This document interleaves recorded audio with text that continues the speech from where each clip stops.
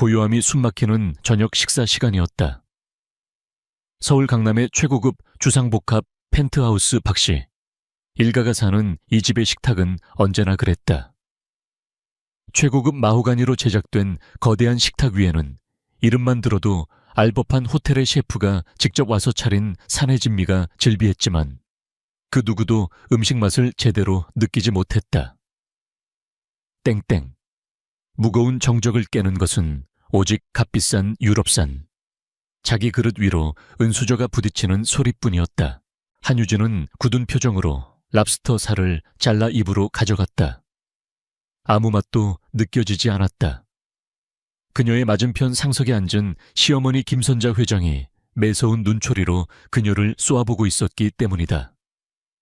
김 회장은 박씨 일가의 실질적인 주인이자 유진이 피땀 흘려 창업한 코스메틱 회사 아우라 뷰티의 대주주였다.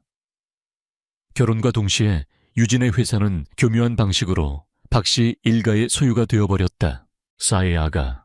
얼음장처럼 차가운 김 회장의 목소리가 식탁에 울렸다. 유진은 천천히 고개를 들었다. 네 어머님, 이번에 새로 론칭했다는 그 세럼 말이다.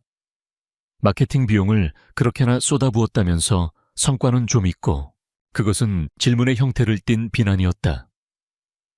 유진이 총괄한 루미너스 글로우 세럼 프로젝트는 론칭 일주일 만에 초도 물량이 완판되고 각종 뷰티 채널에서 극찬이 쏟아지고 있었다. 명백한 성공이었지만 김 회장의 입에서 칭찬이 나올 리 없었다. 초도 물량은 완판되었고 현재 2차 생산에 들어갔습니다. 온라인 판매 채널에서는 역대 최고 매출을 기록하고 있고요. 유진은 감정을 배제한 채 오직 사실만을 건조하게 보고했다. 그녀의 이런 태도는 항상 김 회장의 심기를 더욱 불편하게 만들었다. 며느리가 고분고분하게 겁을 먹고 제 눈치를 보길 원했지. 저렇게 유능한 CEO처럼 구는 것을 원한 게 아니었다. 마애출 매출. 김 회장은 냅킨으로 입가를 닦으며 비웃었다. 그깟 푼 돈 좀 벌었다고 유세는. 회사에 격이라는 게 있다. 무슨 길거리 좌판상처럼 온라인 판매에만 목을 매는 게 우리 아우라의 격에 맞다고 생각하는 개냐 백화점 VVIP 고객들이 뭐라고 생각하겠어. 시대가 변했습니다, 어머님. 이제는 온라인 시장을 장악하는 브랜드가 업계를 선도합니다. VVIP 고객들을 위한 프라이빗 살롱은 별도로 운영하며 품격 유지에도 신경 쓰고 있습니다. 내가 나를 가르치려는 개냐, 지금. 김 회장의 목소리가 한 톤 높아졌다. 옆에 앉아있던 유진의 남편 박민혁이 슬그머니 아내의 허벅지를 꼬집었다. 제발 그만하라는 무언의 신호였다. 유진은 입술을 깨물었다. 이 집안에서 그녀는 창업주이자 CEO가 아니었다. 그저 박씨 집안의 말 잘 듣는 며느리여야만 했다. 그녀의 재능과 성공은 칭찬의 대상이 아니라 시기와 통제의 대상일 뿐이었다. 아닙니다. 제 생각이 짧았습니다. 결국 유진이 고개를 숙였다. 그러자 김 회장은 만족스러운 미소를 지으며 콧방귀를 뀌었다. 박민혁은 그제야 안도의 한숨을 내쉬며 아내의 눈치를 살폈다. 그의 눈에는 미안함 대신 왜 일을 크게 만드냐는 식의 원망이 담겨 있었다. 유진은 더 이상 아무것도 먹을 수 없었다. 심장이 차갑게 식어버린 것 같았다. 다음 날 유진은 자신의 사무실에서 어젯밤의 굴욕을 애써 잊으려 일에 몰두하고 있었다. 아우라 뷰티는 그녀의 인생 그 자체였다. 대학 시절부터 아르바이트로 모은 돈과 대출금으로 작은 연구실에서 시작해 밤낮 없이 연구하고 발로 뛰어 지금의 자리에 올려놓은 회사였다. 하지만 이제 이 공간마저도 온전히 그녀의 것이 아닌 듯 했다. 꽝. 사무실 문이 거칠게 열리고 시동생인 박진석 전무가 회계팀과 법무팀 직원 몇 명을 대동하고 들어왔다. 그의 얼굴에는 노골적인 적의가 가득했다. 형수님, 직무 중에 죄송하게 됐네요. 말은 공손했지만 태도는 무례하기 짝이 없었다. 그는 유진의 허락도 없이 소파에 털썩 주저앉았다. 무세운 일이죠. 박 전무 예고도 없이.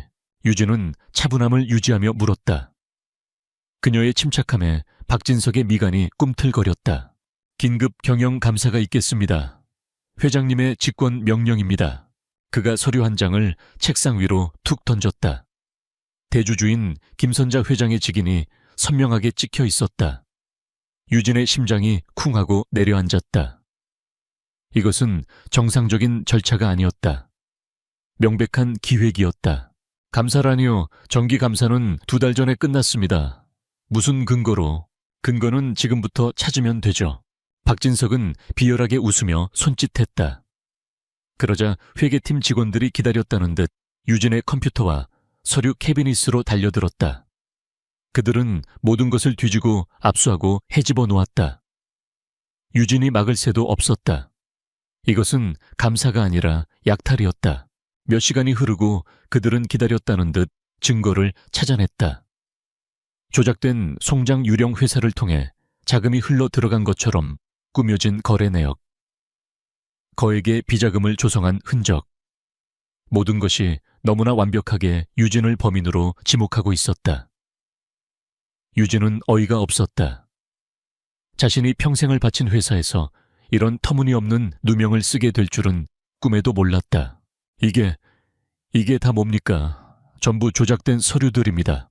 유진이 소리쳤지만 아무도 그녀의 말을 듣지 않았다. 그때 사무실 문이 다시 열리고 남편 박민혁이 들어왔다. 유진은 구원이라도 만난 듯 그를 바라봤다. 민혁 씨, 이게 어떻게 된 일인지 설명 좀 해줘요.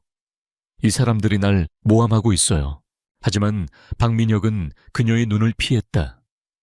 그는 책상 위에 널린 조작된 서류들을 한번 훑어보더니 깊은 한숨을 쉬며 실망스럽다는 표정을 지었다. 유진 씨, 어떻게 이런 일을... 그 순간 유진의 세상이 무너져 내렸다. 남편의 저 연극 같은 표정과 대사. 이것은 단순한 모함이 아니었다. 남편까지 한통 속인 철저하게 계획된 함정이었다. 차가운 배신감이 온몸을 휘감았다.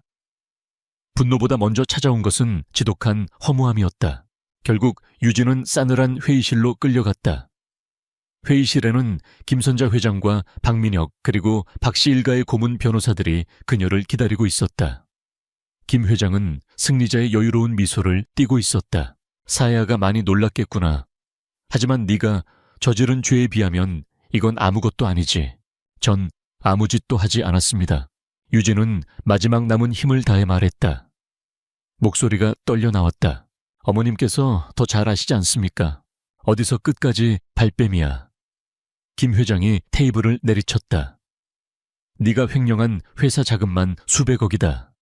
당장 검찰에 넘겨서 수십 년 감옥에서 썩게 만들어도 시원찮을 판이야. 공포가 엄습했지만 유진은 눈을 똑바로 떴다. 그렇게 하시죠. 법정에서 진실을 가리겠습니다. 그녀의 당당한 태도에 김 회장은 잠시 당황하는 듯했지만 이내 비웃음을 터뜨렸다. 배업정 그래 가보렴.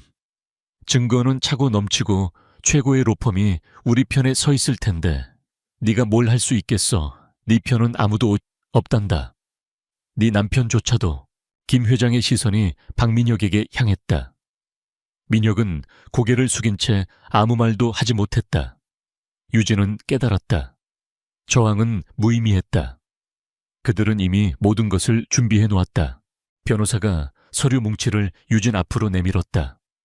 아우라 뷰티의 자녀 지분 포기 각서 유진 명의의 모든 부동산과 예금에 대한 양도증서 그리고 이혼 합의서였다. 여기 서명해라. 김 회장이 턱짓으로 명령했다. 네가 저지른 손해를 배상하는 의미에서 네가 가진 모든 것을 우리에게 넘기는 거다. 그러면 자비롭게도 경찰에 신고는 하지 않으마. 그것은 자비가 아니라 파렴치한 협박이었다. 그녀가 이룬 모든 것, 그녀의 인생을 통째로 빼앗겠다는 선언이었다. 유진의 손이 분노로 부들부들 떨렸다. 그녀는 김 회장의 탐욕스러운 얼굴과 박민혁의 비겁한 얼굴을 번갈아 보았다. 그들의 얼굴을 뇌리에 새겼다. 언젠가 반드시 이 굴욕을 갚아주리라. 결국 그녀는 펜을 들었다. 지금은 힘이 없었다. 여기서 감옥에 가면 복수는커녕 진실을 밝힐 기회조차 영원히 사라질 것이다. 서걱서걱. 펜이 종이를 긁는 소리가 회의실의 정적을 갈랐다. 서명이 끝나는 순간 김 회장의 입가에 만족스러운 미소가 번졌다. 모든 것이 끝나자 그들은 유진을 벌레 보듯 대했다. 보안 요원들이 양팔을 붙들고 그녀를 회사 밖으로 끌어냈다. 개인 물품 하나 챙기는 것조차 허락되지 않았다.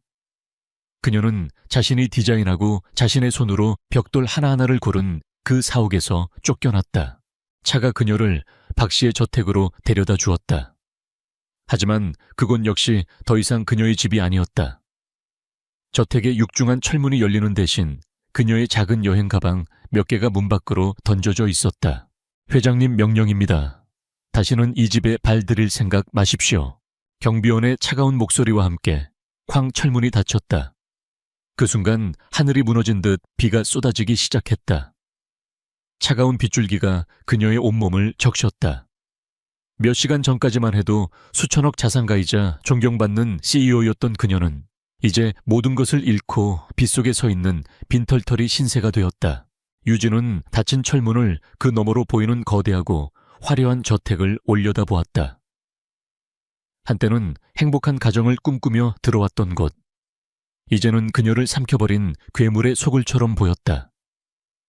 빗물이 눈물과 뒤섞여 뺨을 타고 흘러내렸다.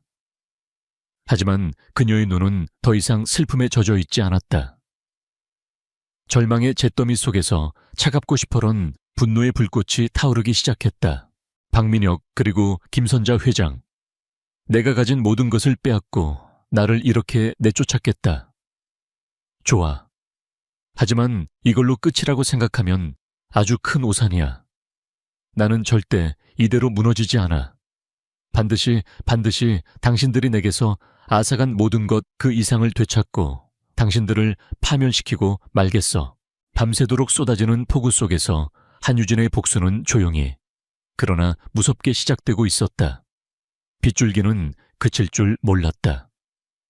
서울의 밤은 현란한 넌사인으로 가득했지만 한유진에게 그 빛은 닿지 않았다.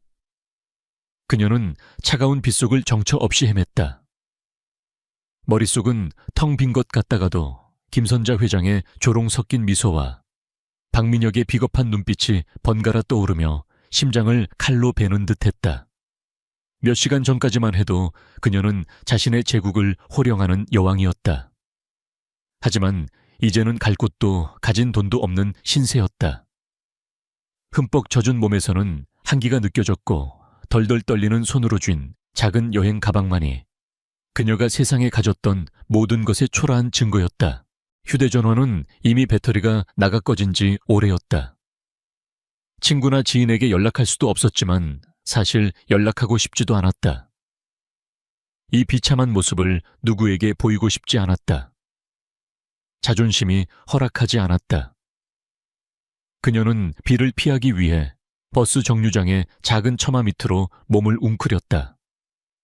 화려한 도시의 불빛은 이제 그녀를 조롱하는 유령처럼 보였다.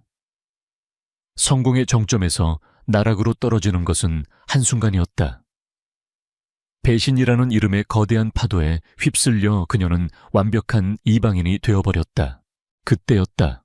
스르륵.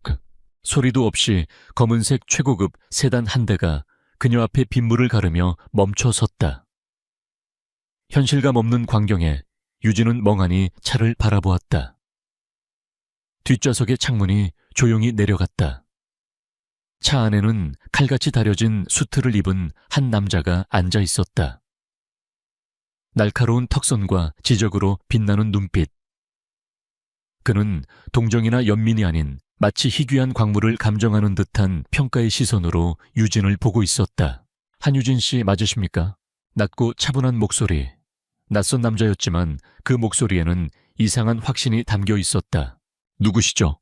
유진은 경계심을 늦추지 않고 물었다. 곤나 좋은 교대 카노조니 켐 고요 가케루 오토콘와 젠이노 규주샤카.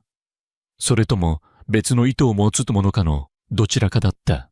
일단 차에 타시죠. 이런 곳에 오래 있을 상황이 아닌 것 같습니다. 비를 피하고 이야기 나누는 게 좋겠습니다. 남자는 재촉하지 않고 조용히 말했다. 그의 태도에는 위압감보다는 비즈니스적인 정중함이 묻어 있었다. 유진은 잠시 망설였다. 하지만 그녀에게 다른 선택지는 없었다. 이대로 밤새 비를 맞으며 거리에 있을 수는 없었다. 이것이 또 다른 함정이라 할지라도 지금의 절망보다 더 나빠질 것은 없었다. 그녀는 계산을 마쳤다. 천천히 일어나 굳은 결심을 한 사람처럼 차 문을 열고 안으로 들어갔다. 차가운 바깥 세상과는 달리 차 안은 따뜻하고 고요한 공기로 가득했다. 운전기사가 말없이 따뜻한 타월과 생수 한 병을 건넸다. 남자는 유진이 어느 정도 마음을 진정시킬 때까지 아무 말도 하지 않고 창밖을 응시했다. 그는 인내심이 강한 사냥꾼처럼 보였다. 차가 서울의 야경을 가르며 미끄러지듯 나아갈 때쯤 남자가 드디어 입을 열었다. 권지훈이라고 합니다. YS그룹 회장입니다. 유진의 심장이 쿵하고 세차게 뛰었다. 권지훈, YS그룹. 대한민국 재계를 움직이는 거대한 손. 금융투자 건설을 아우르는 초거대 기업의 총수. 언론 노출을 극도로 꺼려 그림자 회장이라 불리는 남자. 그런 거물이 어째서 자신 앞에 나타난 것일까? 박씨 일가와는 비교조차 할 수 없는 다른 차원의 존재였다. YS그룹. 어째서 저를, 한유진 씨의 경력을 예전부터 흥미롭게 지켜보고 있었습니다. 권지훈은 마치 일상적인 대화를 하듯 말을 이었다. 맨손으로 시작해 아우라 뷰티를 업계 정상에 올려놓은 당신의 능력을 높이 평가합니다. 그리고 박씨 일가의 비윤리적인 경영 방식 또한 주시하고 있었죠. 그들은 시장을 좀먹는 암적인 존재들입니다. 그는 옆에 있던 태블릿 PC를 켜서 유진에게 화면을 보여주었다. 화면에는 오늘 낮에 있었던 긴급감사 주주총회, 유진의 자산 양도 과정이 시간대별로 정확하게 정리된 보고서가 떠 있었다. 그들의 모든 계획이 이미 그의 손바닥 안에 있었다는 뜻이었다. 소름이 돋을 정도의 정보력이었다. 당신에게 무슨 일이 일어났는지 전부 알고 있습니다. 그의 목소리는 차가웠지만 그 안에 담긴 의미는 분명했다. 그는 모든 것을 알고 찾아왔다. 한유진 씨에게 제안을 하고 싶습니다. 권지훈은 서론을 건너뛰고 바로 본론으로 들어갔다. 그의 눈빛은 흔들림이 없었다. 나와 결혼합시다. 유진은 자신의 귀를 의심했다. 이 상황에서 결혼이라니. 미친 사람이거나 자신을 지독하게 조롱하고 있거나 둘 중 하나라고 생각했다. 실소조차 나오지 않았다. 그녀의 표정을 읽은 권지훈이 즉시 말을 덧붙였다. 물론 서류상의 계약건은 아예에게 결혼입니다. 그는 마치 복잡한 투자 상품을 설명하듯 냉정하고 논리적으로 계약의 조건을 나열하기 시작했다. 첫째, 나는 당신에게 YS그룹 안주인이라는 법적 지위와 사회적 신분을 제공할 겁니다. 박씨, 일가가 감히 무시할 수 없는 방패가 되어주겠죠. 둘째, 나의 자금력과 YS그룹의 법무팀, 재무분석팀, 정보팀을 당신 마음대로 사용할 수 있게 해줄 겁니다. 복수를 위한 최고의 무기를 당신 손에 쥐어주는 셈입니다. 셋째, 그 대가로 당신은 당신의 모든 지식과 경험을 이용해 박씨 일가를 내부에서부터 무너뜨려야 합니다. 그들의 불법 자금 흐름을 찾아내고 비리를 폭로하고 그들의 제국에 균열을 내십시오. 마지막으로 박씨 일가가 법의 심판을 받고 몰락했을 때 우리의 계약은 깨끗하게 종료됩니다. 그 후 YS는 합법적인 절차를 통해 박씨 그룹의 우량 자산을 인수할 것입니다. 그것은 자선이나 구원이 아니었다. 철저한 비즈니스 거래였다. 한유진이라는 인간의 복수심과 재능을 가장 비싼 값에 사겠다는 제안이었다. 유진은 혼란스러웠다. 이것은 악마의 거래인가 아니면 신이 내려준 동아줄인가. 하나의 새장에서 도망쳐 더 크고 화려한 새장으로 들어가는 것일지도 모른다. 하지만 이 새로운 새장은 그녀에게 복수라는 이름의 날개를 달아줄 수 있었다. 그녀는 권지훈을 똑바로 쳐다보았다. 그의 눈은 여전히 그 속을 알 수 없었지만 기만은 느껴지지 않았다. 오직 명확하고 전략적인 목적만이 존재할 뿐이었다. 그는 자신을 가련한 피해자로 보는 것이 아니라 가치 있는 투자 자산으로 보고 있었다. 그 사실이 역설적으로 유진의 짓밟혔던 자존심을 자극했다. 왜 저입니까? 이 모든 계획의 중심에 왜 자신이 있어야 하는지 그 이유가 중요했다. 권지훈의 입가에 처음으로 희미한 미소가 스쳤다. 박씨 일가를 무너뜨릴 수 있는 사람은 그들의 내부를 가장 잘 아는 사람이자 그들에게 모든 것을 빼앗겨 복수심에 불타는 사람이기 때문입니다.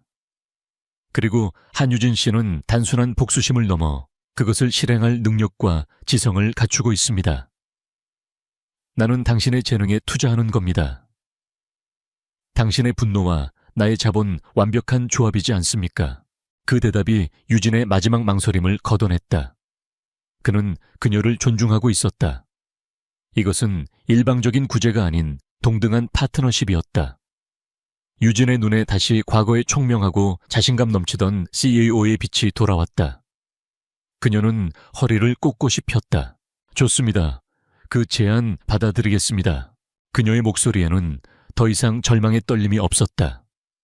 오직 강철 같은 의지만이 담겨 있었다. 차가 멈춘 곳은 서울 외곽의 한적한 곳에 위치한 외부와 철저히 차단된 고급 빌라 앞이었다. 이곳이 그녀의 새로운 요새가 될 터였다. 권지훈이 채서 내리며 그녀에게 손을 내밀었다. 내일부터 당신은 YS그룹의 안주인이자 내 복수의 대리인이 될 겁니다. 한유진 씨, 유진은 그의 손을 잡았다. 그의 손은 차갑고 단단했다. 그녀는 흠뻑 젖은 초라한 자신의 과거를 차 안에 남겨두고 새롭고 위험하며 강력한 현실 속으로 발을 내디뎠다. 밖의 폭풍우는 어느새 잦아들고 있었다. 하지만 한유진의 내면에서 복수의 폭풍은 이제 막 거세게 휘몰아치기 시작하고 있었다. 새로운 현실의 첫날은 낯설지만 강렬한 고요함 속에서 시작되었다. 권지훈이 제공한 빌라는 단순한 거처가 아니었다. 그것은 최첨단 기술로 무장한 완벽한 지휘 통제실이었다. 한쪽 벽면 전체를 차지한 거대한 스크린에는 전 세계의 주식시장 데이터와 외환 정보가 실시간으로 흐르고 있었고, 다른 쪽에는 도청이 불가능한 보안 통신 라인과 디지털 전략 보드가 설치되어 있었다. 빗물에 젖어 절망에 떨던 어젯밤의 한유진은 더 이상 없었다. 그녀는 준비된 옷 중에서 가장 날카롭고 전문적으로 보이는 블라우스와 슬랙스로 갈아입었다. 절망의 흔적은 사라지고 차가운 지성과 불타는 결의로 가득 찬 전략가의 모습으로 돌아와 있었다. 그녀는 밤을 새웠다. 휴식을 취하는 대신 YS그룹의 정보팀이 수집한 박씨 일가와 아우라 뷰티에 대한 방대한 자료를 미친 듯이 흡수했다. 회사의 재무제표 계약서, 내부 보고서, 심지어 김선자 회장과 박민혁의 개인적인 투자 내역까지. 그녀가 CEO로 있을 때 접근할 수 없었던 정보의 심연이 눈앞에 펼쳐졌다. 그녀의 머릿속에서 흩어져 있던 퍼즐 조각들이 하나의 거대한 그림으로 맞춰지기 시작했다. 오전이 되자 권지훈이 두 사람을 데리고 나타났다. 한 명은 YS그룹 법무팀의 에이스로 불리는 조 변호사였고, 다른 한 명은 날카로운 눈빛을 가진 젊은 재무분석가 김 실장이었다. 그들은 권 회장의 명령에 따라 유진을 돕기 위해 파견된 정예팀이었다. 오늘부터 한유진 대표님의 지휘를 받게 될 겁니다. 전적으로 신뢰하고 따르도록. 권지훈의 간결한 소개가 끝나자 조 변호사와 김 실장은 유진에게 정중히 고개를 숙였다. 그들의 눈에는 호기심과 약간의 의구심이 섞여 있었다. 갑자기 나타난 회장님의 계약 아내가 과연 어떤 사람일지 가늠하고 있는 것이다. 반갑습니다. 한유진입니다. 유진은 그들의 텃세를 느꼈지만 개의치 않았다. 그녀는 곧장 디지털 보드 앞으로 걸어가며 회의를 시작했다. 그녀는 의뢰인이 아니었다. 이 작전의 총사령관이었다. 박씨, 일가를 상대로 한 직접적인 소송은 현재로서는 무의미합니다. 조 변호사가 먼저 입을 열었다. 증거가 조작되었음을 입증하기까지 너무 오랜 시간이 걸리고 그 사이 그들은 모든 것을 정리할 겁니다. 동의합니다. 유진은 고개를 끄덕였다. 정면 공격은 가장 하수입니다. 견고한 요새는 정문으로 무너뜨리는 것이 아니라 보급로를 끊고 내부에서부터 무너뜨려야 합니다. 우리는 그들이 스스로 무너지게 만들 겁니다. 그녀의 단호한 말투에 두 남자의 눈빛이 변하기 시작했다. 이것은 복수심에 눈이 먼 여자의 감정적인 분노가 아니었다. 날카로운 전략가의 분석이었다. 유진은 스크린에 아우라 뷰티의 사업 계획서 하나를 띄웠다. 우리의 첫 번째 목표물입니다. 유럽의 최고급 백화점 체인인 갤러리 보몽과의 독점 입점 계약. 박민혁 사장이 제 발로 서기 위해 가장 공을 들이고 있는 프로젝트죠. 계약 체결이 일주일 앞으로 다가왔습니다. 김 실장이 데이터를 확인하며 덧붙였다. 계약 규모만 수백만 유로에 달합니다. 성공한다면 아우라의 주가는 폭등하고 박민혁의 입지는 완전히 굳어지게 됩니다. 바로 그겁니다. 유진의 입가에 싸늘한 미소가 어렸다. 그래서 우리는 이 계약을 파기시킬 겁니다. 하지만 우리가 전면에 나서서는 안 됩니다. 유진은 갤러리 보몽의 내부 자료를 화면에 띄웠다. 그녀가 CEO 시절 직접 상대했던 터라 그들의 성향을 손바닥처럼 꿰뚫고 있었다. 유럽 특히 갤러리 보몽 같은 전통 있는 기업들은 기업의 사회적 책임과 윤리적 공급망에 병적으로 집착합니다. 박씨 일가가 가장 경멸하고 무시하는 부분이죠. 그들은 항상 원가 절감을 위해 검증되지 않은 원료 공급처와 거래하는 것을 서슴지 않았습니다. 저는 그 리스트를 전부 가지고 있습니다. 유진의 계획은 명확했다. YS그룹의 힘으로 직접 압력을 넣는 것이 아니었다. 의심의 씨앗을 심어 그들이 스스로 발을 빼게 만드는 것이었다. 그녀의 지시에 따라 조 변호사 팀은 즉시 스위스의 페이퍼 컴퍼니 형태의 부티크 컨설팅 펌 HYJ 스트래티지를 설립했다. 유진의 이니셜을 땄지만 YS그룹과는 어떠한 연결고리도 찾을 수 없게 완벽하게 위장했다. 이 회사는 앞으로 유진의 작전을 수행할 유령 부대가 될 것이었다. 며칠 후 파리에 있는 갤러리 보몽의 구매 총괄 책임자에게 익명의 이메일 한 통이 도착했다. 한국 시장 분석가의 진심 어린 우려라는 제목의 메일이었다. 첨부된 보고서에는 아우라 뷰티가 사용하는 일부 원료가 노동 착취 논란이 있는 동남아시아의 특정 농장에서 공급될 수 있다는 의혹이 제기되어 있었다. 보고서는 직접적인 고발 대신 교묘하게 데이터를 나열하고 질문을 던지는 형식을 취했다. 하지만 그 안의 데이터와 전문 용어들은 업계 최고 전문가가 아니면 알 수 없는 지독하게 상세하고 정확한 내용들이었다. 그 보고서는 마치 우리는 너희가 모르는 것까지 알고 있다. 이 계약을 진행하면 큰 공영에 처할 것이다 라고 속삭이는 것과 같았다. 동시에 그 보고서의 요약본이 유럽의 한 작은 경제윤리 저널에 제보되었다. 대중적인 매체가 아니라 업계 전문가들이 신뢰하는 작지만 영향력 있는 곳이었다. 결과는 즉각적이었다. 지휘통제실의 스크린에 속보가 뜨기 시작했다. 경제윤리 저널, K뷰티의 그림자, 공급망 투명성 논란, 갤러리 보몽 아우라 뷰티와의 계약 서명 잠정 연기, 공급망 전면 재검토 필요. 아우라 뷰티의 사무실은 발칵 뒤집혔다. 박민혁은 자신의 사무실에서 길길이 날뛰었다. 도대체 어디서 정보가 샌 거야? 누가 이런 짓을 한 거야? 그는 무능한 직원들에게 소리를 질렀지만 답을 아는 사람은 아무도 없었다. 김선자 회장은 분노했지만 그녀의 분노는 아들의 무능함을 향한 것이었다. 그녀의 오만함은 여전히 진정한 적을 보지 못하게 만들었다. 어디서 경쟁사가 시시껄렁한 장난질을 하는 거겠지. 돈을 더 줘서라도 마가 저 유럽 놈들도 돈 앞에서는 다 똑같아. 김 회장의 구시대적인 해법은 문제의 본질을 완전히 비껴나가고 있었다. 그녀가 낡은 방식으로 소리치는 동안 유진은 자신의 요새에서 정교한 외과 수술처럼 적의 혈관 하나를 정확히 끊어낸 것이다. 그날 밤 유진은 통제실에서 조용히 차를 마시며 자신들이 일으킨 혼란의 여파를 지켜보고 있었다. 그때 권지훈이 소리 없이 들어왔다. 그는 멀리서 그녀의 일하는 모습을 지켜보고 있었다. 그의 눈에는 감탄의 빛이 서려 있었다. 잘 놓인 돌 하나가 산사태를 일으키는 법이죠. 인상적이었습니다. 이제 시작일 뿐입니다. 유진은 스크린에서 눈을 떼지 않은 채 말했다. 이제 겨우 문을 두드렸을 뿐이니까요. 다음은 벽돌을 하나씩 빼낼 차례입니다. 그녀의 목소리에는 서늘한 자신감이 넘쳤다. 권지훈은 그녀의 옆에 서서 스크린을 함께 바라보았다. 잠시 침묵이 흘렀다. 이것이 당신이 진정으로 원하는 겁니까? 그의 질문은 계약의 내용을 넘어선 인간 한유진을 향한 질문이었다. 유진은 처음으로 그를 돌아보았다. 저는 복수만을 원하는 게 아닙니다. 저는 정의를 원합니다. 제가 피땀 흘려 세운 회사의 이름에 묻은 오물을 닦아내고 그 가치를 되찾고 싶을 뿐입니다.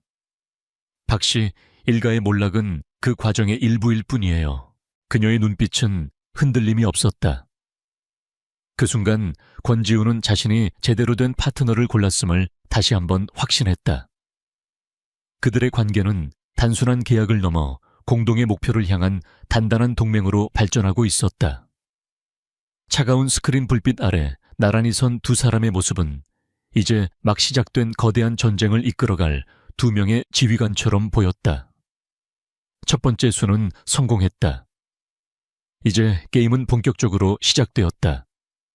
한유진이 쏘아 올린 작은 돌멩이는 거대한 파문을 일으키고 있었다. 갤러리 보몽, 계약이 무기한 연기되었다는 소식은 업계에 빠르게 퍼져나갔다. 지휘 통제실 스크린에는 아우라 뷰티의 주가가 불안정하게 요동치는 그래프가 그려졌다. 김 실장이 새로운 보고를 올렸다. 대표님 예상대로입니다. 아우라와 거래하던 다른 해외 파트너사들 몇몇이 공급망 투명성 보고서를 공식적으로 요청해왔습니다. 내부적으로 상당히 혼란스러운 모양입니다. 한유진은 만족스러운 표정으로 고개를 끄덕였다. 그녀는 곧바로 다음 공격을 지시하지 않았다. 서두를 필요는 없었다. 큰 상처를 한 번 내는 것보다 수천 개의 작은 상처로 서서히 피를 말려 죽이는 것이 더 효과적일 때도 있었다. 전면전은 아직입니다. 그녀가 말했다. 지금은 그들이 원인을 제대로 파악하지 못하게 만들어야 합니다. 혼란스럽고 짜증나게, 그래서 결국 실수를 저지르게 만들어야죠. 그녀의 새로운 지령은 교묘하고 정밀했다. 그녀는 YS그룹의 정보망을 이용해 금융 블로거들이나 중소 언론사에 아우라 뷰티에 대한 사소하지만 부정적인 정보들을 흘리기 시작했다. 단독, 아우라 뷰티 핵심 연구원들, 창업주 퇴진 후 줄줄이 사표, 가십, 박민혁 사장과 박진석 전무 경영권 두고 내부 권력 다툼 심화, 신제품 개발 일정 전면 지연 이유는 어느 하나도 결정적인 한 방은 아니었다. 하지만 이런 뉴스들이 동시다발적으로 터져나오자 시장은 아우라 뷰티에 대한 의구심을 품기 시작했다. 천재 창업자 한유진이 떠난 후 회사가 흔들리고 있다는 인식이 안개처럼 퍼져나갔다. 한편 박씨 일가의 저택은 연일 차가운 기류에 휩싸였다. 김선자 회장의 집무실에는 무거운 침묵이 흘렀다. 도대체 어떻게 된 일이냐? 이 모든 게 우연이라고 생각하는 건 아니겠지. 김 회장이 찻잔을 테이블에 거칠게 내려놓으며 소리쳤다. 박민혁은 안절부절 못하며 땀을 뻘뻘 흘렸다.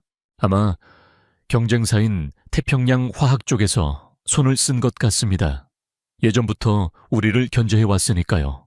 박진석 전무가 나름의 추측을 내놓았지만 김 회장의 분노를 잠재우기엔 역부족이었다. 그녀는 아들들의 무능함에 화가 치밀었다.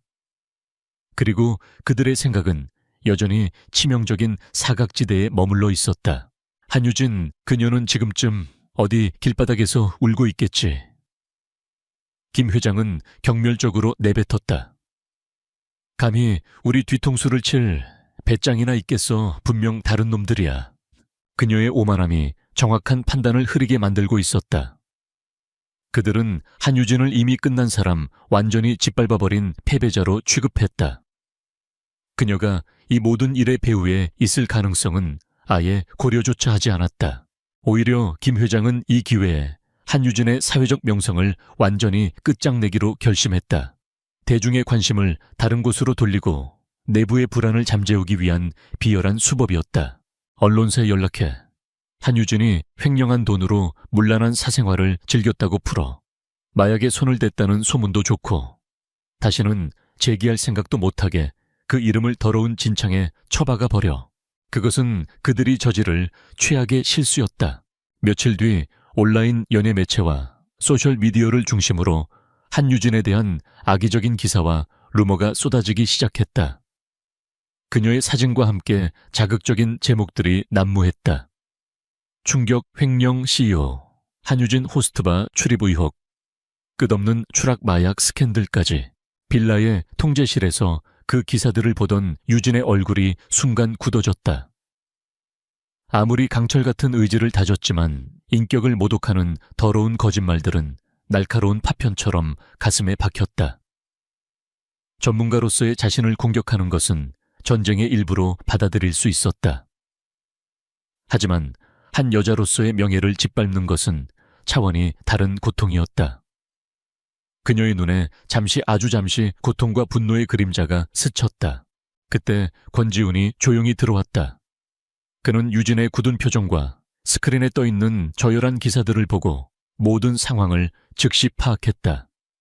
그는 괜찮냐는 식의 공허한 위로를 건네지 않았다. 대신 행동으로 보여주었다. 그는 자신의 휴대전화를 들어 YS그룹 전략 커뮤니케이션 본부장에게 단 한 통의 전화를 걸었다. 30분 주지. 인터넷에서 저 쓰레기들 전부 치워버려. 그의 목소리는 얼음처럼 차가웠다. 1시간도 차에 지나지 않아 디지털 세상의 풍경이 바뀌기 시작했다. YS그룹에 보이지 않는 손이 움직이자 악의적인 기사들은 검색 결과의 저편으로 순식간에 사라졌다. 대신 그 자리를 새로운 콘텐츠들이 채웠다. 과거 한유진의 천재성과 정직함을 조명했던 낡은 인터뷰 영상들이 다시 떠올랐다. YS의 영향력 아래에 있는 유력 경제 칼럼니스트들은 아우라 뷰티의 이상한 추락, 창업주 퇴진 시점과 수상한 연관성이라는 제목의 심층 분석 기사를 내보냈다. 박씨 일가의 어설픈 인신공격은 오히려 그들을 더욱 의심스러워 보이게 만드는 자충수가 되어 돌아왔다. 그날 밤 모든 소동이 가라앉은 후였다. 권지훈은 빌라의 작은 정원에서 혼자 서 있는 유진을 발견했다. 두 사람 사이를 가로막고 있던 비즈니스적인 장벽이 처음으로 조금 낮아진 순간이었다. 괜찮습니까? 권지훈의 목소리에는 진심 어린 걱정이 묻어 있었다. 유진은 희미하게 고개를 끄덕였다. 괜찮아요. 전쟁의 일부일 뿐이죠. 하지만 고마워요. 그녀는 처음으로 그에게 약한 모습을 인정했다. 권지훈은 잠시 침묵하더니 나지막이 말했다. 진정한 힘은 사람을 거짓으로 짓밟는 데서 나오는 게 아닙니다.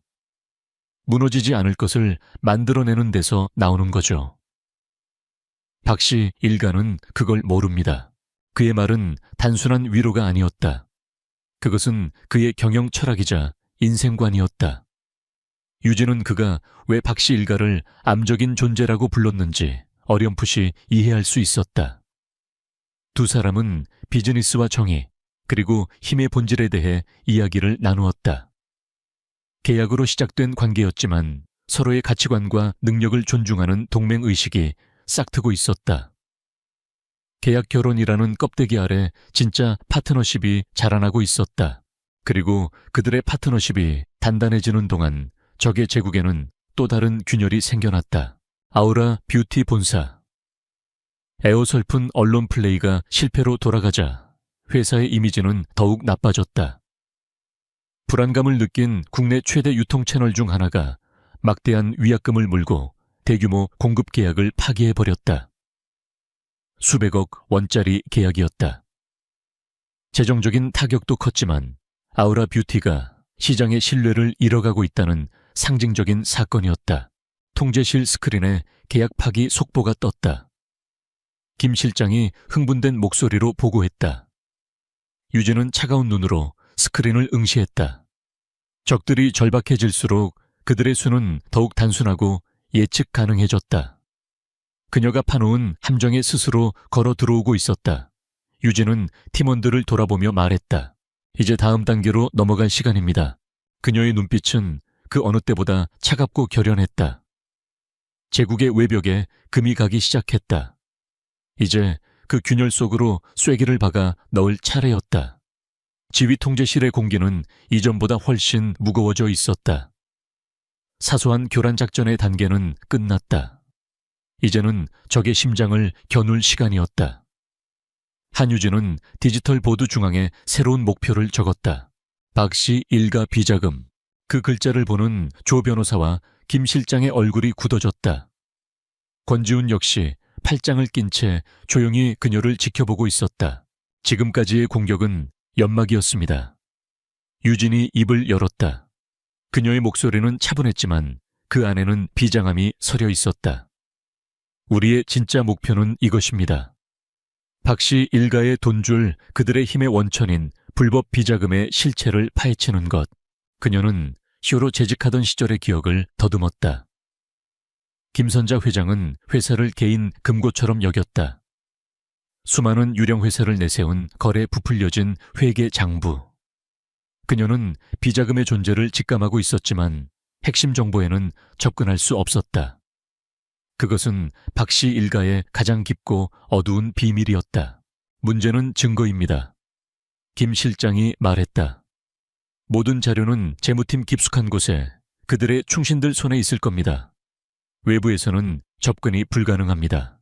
그래서 우리에겐 내부자가 필요합니다. 유진은 아우라 뷰티, 재무팀의 인사 파일을 스크린에 띄워넣었다. 수십 명의 얼굴이 스쳐 지나갔다. 그녀의 시선이 한 곳에 멈췄다. 오영민 부장, 이 사람입니다.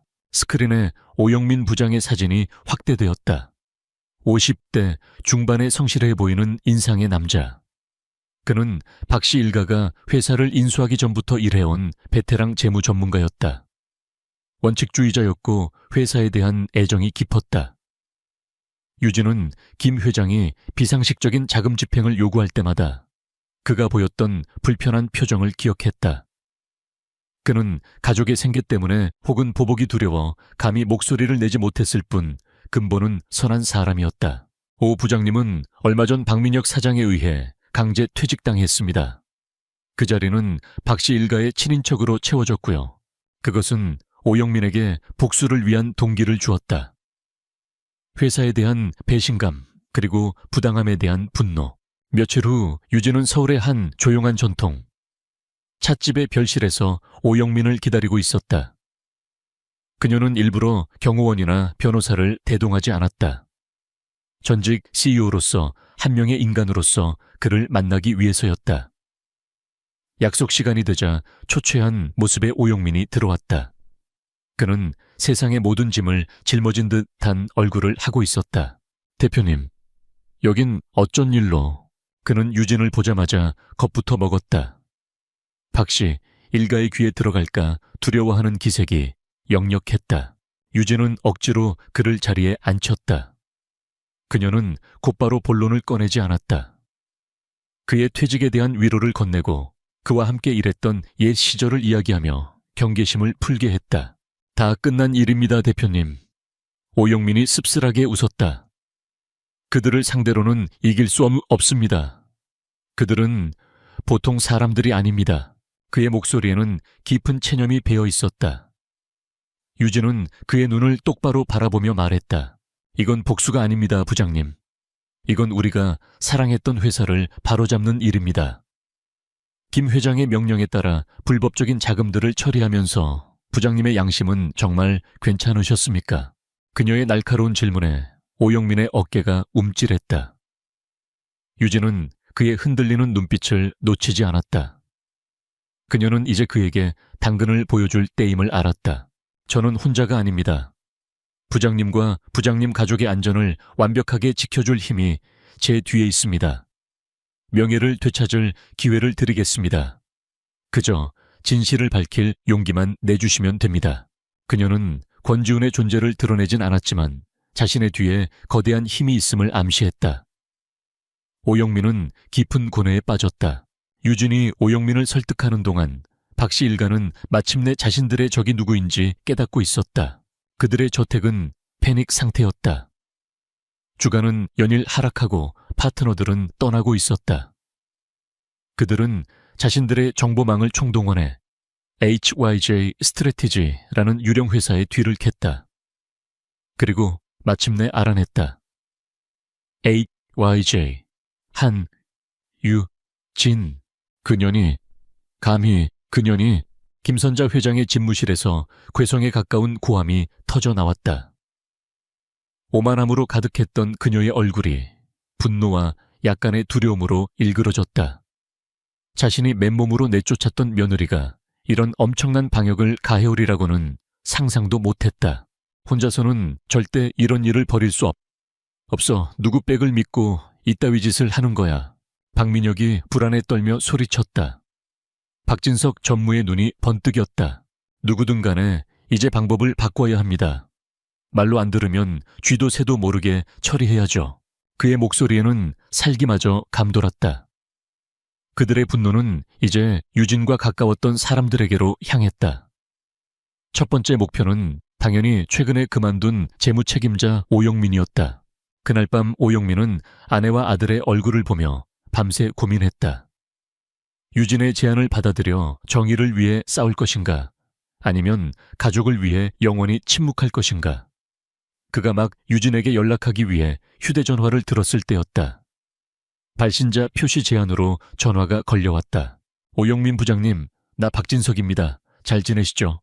박진석의 목소리는 지나치게 친절해서 오히려 소름이 끼쳤다. 요즘 따님이 다니는 유치원이 보안이 허술하다는 소리가 있던데 늦은 밤에 혼자 다니면 위험하지 않겠어요? 세상이 흉흉하지 않습니까? 그냥 걱정돼서 전화했습니다. 몸 조심하시라고. 전화는 일방적으로 끊겼다. 오영민의 손에서 휴대전화가 떨어졌다.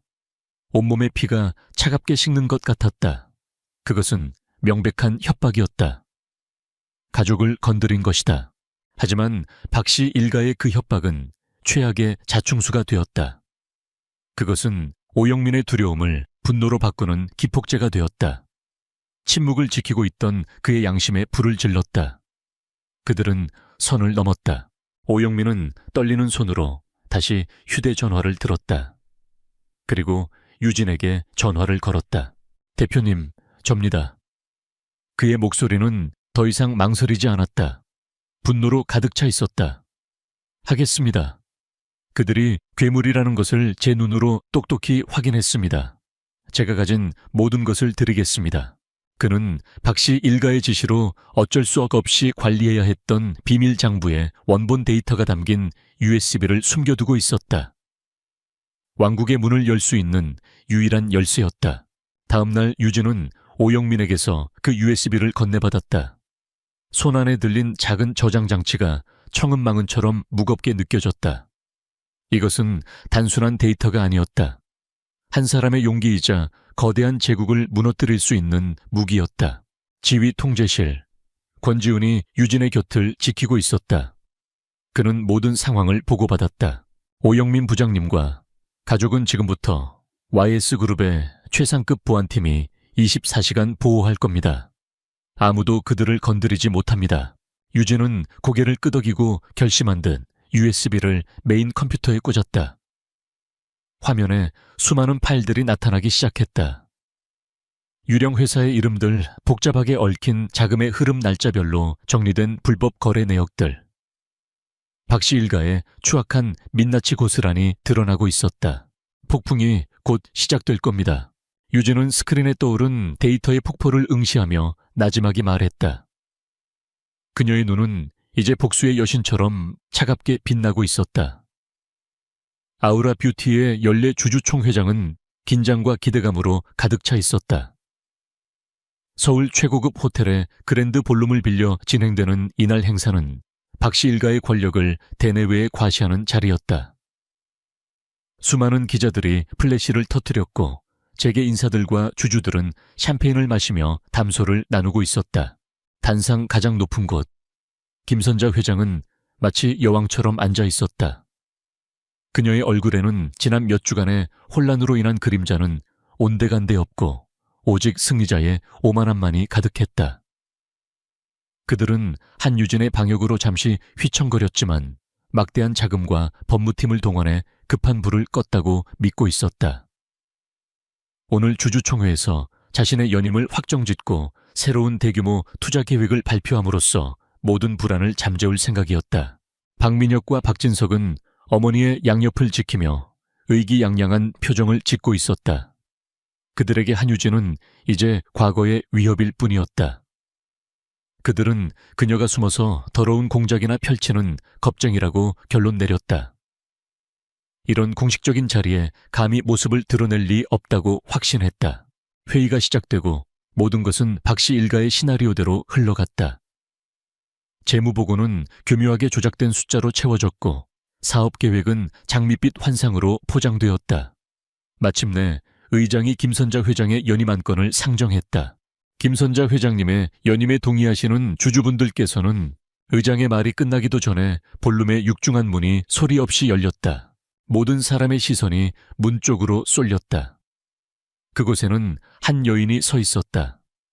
칠흑 같은 검은색 정장을 입고 흔들림 없는 눈빛으로 단상을 응시하는 여자. 한유진이었다. 장내가 순간 물을 끼얹은 듯 조용해졌다. 기자들의 플래시가 미친 듯이 터지기 시작했다. 김선자 회장의 얼굴이 경악으로 굳어졌다. 박민혁은 자리에서 벌떡 일어날 뻔했다. 하지만 유진은 혼자가 아니었다. 그녀의 뒤에는 YS그룹의 조 변호사와 김 실장이 서 있었고 그들은 스위스의 신생 투자펀드 YJ 스트래티지의 위임장을 들고 있었다. 잠깐만요, 의장님. 유진의 차갑고 맑은 목소리가 마이크를 통해 장내에 울려 퍼졌다. 그녀는 주주들의 시선을 가르며 마치 자신의 무대로 걸어가는 배우처럼 당당하게 단상 앞으로 걸어나갔다. 이 안개원에 대해 발언할 권리가 있습니다. 저희 HYJ 스트래티지는 최근 아우라 뷰티의 지분 15%를 확보한 2대 주주입니다. 장내가 다시 한번 술렁였다. 언제 어떻게 저 유령 같던 회사가 단숨에 2대 주주로 올라섰단 말인가. 박씨 일가는 완전히 허를 찔렸다. 저 년이 어떻게... 김 회장이 이성을 잃고 소리쳤지만 유진은 눈 하나 깜짝하지 않았다. 그녀는 단상에 자신의 노트북을 연결했다. 그리고 그녀의 뒤 거대한 스크린에 모든 이들의 운명을 바꿀 영상이 나타나기 시작했다. 저는 오늘 아우라 뷰티의 진정한 재무 상태와 현 경영진의 도덕성에 대해 주주 여러분께 보고드리고자 합니다.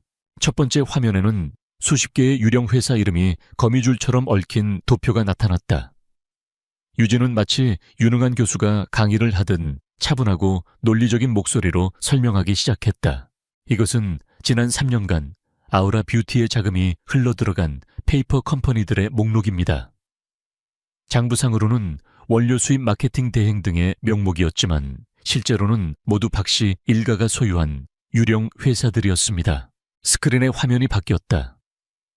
복잡한 자금의 흐름이 화살표로 표시되었다. 그 화살표의 종착점은 단 두 곳을 가리키고 있었다. 김선자 회장과 박민혁 사장의 해외 비밀 계좌였다. 횡령된 금액은 수백억 원에 달했다. 이것이 여러분의 소중한 투자금이 실제로 사용된 곳입니다. 회사의 성장이 아니라 박씨 일가의 개인적인 부를 축적하는 데 쓰였습니다. 주주들 사이에서 분노의 함성이 터져나왔다. 박민혁의 얼굴은 사색이 되었다. 개오진 말이야. 전부 조작된 거야. 김 회장이 발악했지만 유진은 멈추지 않았다. 그녀는 마지막 증거를 꺼내 들었다. 또한 현 경영진은 자신들의 비리를 감추기 위해 협박과 같은 범죄 행위도 서슴지 않았습니다. 스크린의 음성 파일에 파형이 나타나고 스피커를 통해 익숙한 목소리가 흘러나왔다. 오용민 부장님, 나 박진석입니다. 따님이 다니는 유치원이 보안이 허술하다는 소리가 있던데 박진석 전무가 오용민 부장을 협박하는 내용이 담긴 통화 녹음이었다. 박진석의 얼굴에서 핏기가 사라졌다. 이제 이것은 단순한 경영비리를 넘어 명백한 형사범죄의 증거였다. 모든 것이 폭로된 순간 김선자 회장은 완전히 이성을 잃었다. 그녀는 유진에게 달려들려고 했다. 이 천하의 죽일 년 네가 감히. 하지만 그녀의 손이 유진에게 닿기도 전에 볼룸의 문이 다시 한번 거칠게 열렸다. 이번에는 호텔 직원이 아니었다. 검찰 수사관들과 경찰들이었다. 김선자 씨, 박민혁 씨, 박진석 씨. 특정경제범죄, 가중처벌 등에 관한 법률 위반 업무상 횡령 및 배임 증거인멸, 교사 및 협박 혐의로 긴급 체포합니다. 수사관들이 차가운 목소리로 체포영장을 제시하며 그들에게 다가갔다. 장내는 아수라장이 되었다. 기자들의 카메라 플래시가 쉴 새 없이 터졌고 주주들은 경악과 분노로 소리쳤다. 한때 대한민국 뷰티 업계를 호령했던 철의 여왕 김선자 회장의 손에 차가운 수갑이 채워졌다. 그녀는 믿을 수 없다는 듯 넋이 나간 표정으로 유진을 바라보았다. 박민혁은 모든 것을 포기한 듯 주저앉았고 박진석은 끝까지 발버둥치다 수사관들에게 제압당했다. 그들이 그토록 자랑스러워하던 제국이 그들이 가장 빛나고 싶어 했던 바로 그 무대 위에서 산산조각 나고 있었다. 유진은 이 모든 광경을 차가운 눈으로 조용히 지켜보았다. 그녀의 얼굴에는 승리의 기쁨도 통쾌함도 없었다. 오직 모든 것을 제자리로 돌려놓았다는 서늘한 안도감만이 감돌았다. 그녀의 복수는 끝났다. 혼란의 와중 그녀의 시선이 장내 뒤편의 한 남자와 마주쳤다. 권지훈이었다. 그는 처음부터 그곳에서 모든 것을 지켜보고 있었다. 그는 유진을 향해 아주 희미하게 그러나 분명한 신뢰와 자부심이 담긴 미소를 지어 보였다. 박씨 일가가 수사관들에게 끌려나가며 아우라 뷰티의 추악한 시대는 막을 내렸다. 그리고 잿더미 속에서 한유진이라는 이름은 이전보다 더욱 강하고 눈부신 빛으로 다시 태어나고 있었다. 주주총회에 폭풍이 지나가고 몇 달의 시간이 흘렀다. 대한민국 재계는 박씨 일가의 몰락이라는 전대미문의 사건으로 떠들썩했다.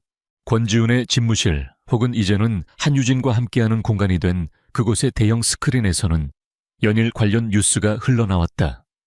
법정에 서는 김선자 회장과 두 아들의 초췌한 모습, 수십 년의 중형을 선고받는 장면, 동결된 그들의 자산 목록. 한때 철옹성 같았던 그들의 제국은 한 줌의 재가 되어 흩어지고 있었다. 아우라 뷰티는 결국 파산 절차에 들어갔다. 브랜드의 명성은 회복 불가능할 정도로 더럽혀졌다. 권지훈의 YS그룹은 채권단 자격으로 파산 절차를 관리하며 아우라의 가장 가치 있는 자산이었던 연구소와 생산시설을 인수했다. 기술력과 인재들이 뿔뿔이 흩어지는 것만은 막기 위해서였다. 유진은 이 모든 과정을 담담하게 지켜보았다. 그녀의 마음속에 더 이상 분노나 통쾌함은 없었다. 길고 길었던 전쟁이 끝났다는 고요한 안도감만이 존재했다. 어느 맑은 날 유진은 햇살이 가득 들어오는 새로운 사무실에 있었다.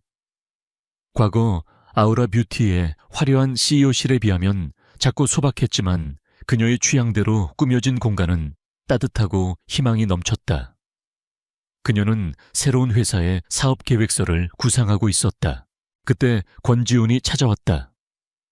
그는 YS그룹 산하에서 새롭게 재건될 뷰티 회사의 대표직을 그녀에게 제안했다. 아우라의 영광을 되찾을 기회였다. 하지만 유진은 부드럽지만 단호하게 고개를 저었다. 아우라 뷰티는 박씨 일가와 함께 끝났습니다.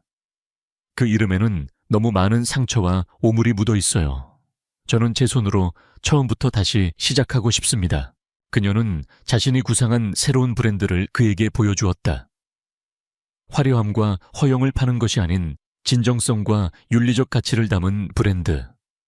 그녀의 고통과 성장의 여정이 고스란히 담겨있는 철학이었다. 브랜드의 이름은 보나 본에, 본연의 아름다움이라는 뜻이었다. 권지우는 그녀의 빛나는 눈을 보며 더 이상 강요하지 않았다. 그는 그녀의 비전과 열정을 존중했다. 대신 그는 다른 제안을 내놓았다. YS그룹이 그녀의 새로운 회사에 모든 것을 지원하는 전략적 투자자가 되겠다는 것. 경영과 비전은 온전히 그녀의 몫이었다. 그것은 상하 관계가 아닌 동등한 파트너로서의 제안이었다. 유진은 기쁘게 그 제안을 받아들였다. 모든 것이 제자리를 찾아가던 어느 날, 저녁 두 사람은 모든 것이 시작되었던 그 빌라의 거실에 마주 앉았다.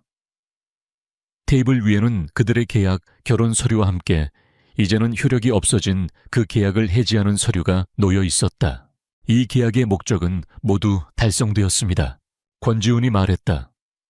이제 모든 것을 끝내고 원래의 자리로 돌아갈 시간이었다. 공기 중에 어색하고 서운한 침묵이 흘렀다. 유진은 펜을 들어 해지 서류에 자신의 이름을 적었다. 회장님 덕분에 모든 것을 되찾을 수 있었습니다. 이 은혜는 평생 잊지 않겠습니다. 그녀의 목소리는 진심이었지만 어딘지 모르게 슬프게 들렸다. 회장님이라는 호칭이 두 사람 사이에 보이지 않는 벽처럼 느껴졌다. 권지훈은 그녀가 서명한 서류와 그녀의 얼굴을 번갈아 보았다. 권지훈이라고 불러주십시오. 그가 나지막이 말했다. 그는 자신의 서명란을 비워둔 채 펜을 내려놓았다. 이 계약서는 끝낼 수 있습니다. 하지만 나는 한유진이라는 사람과의 파트너십은 이제부터 시작하고 싶습니다. 그의 고백은 화려하거나 극적이지 않았다. 언제나처럼 진솔하고 논리적이었다. 비즈니스가 아닌 인생의 파트너로서 말입니다. 유진은 놀라 그를 바라보았다. 지난 몇 달간 그에 대한 존경과 신뢰, 그리고 감사함이 어느새 더 깊은 감정으로 자라났음을 그녀 자신도 느끼고 있었다.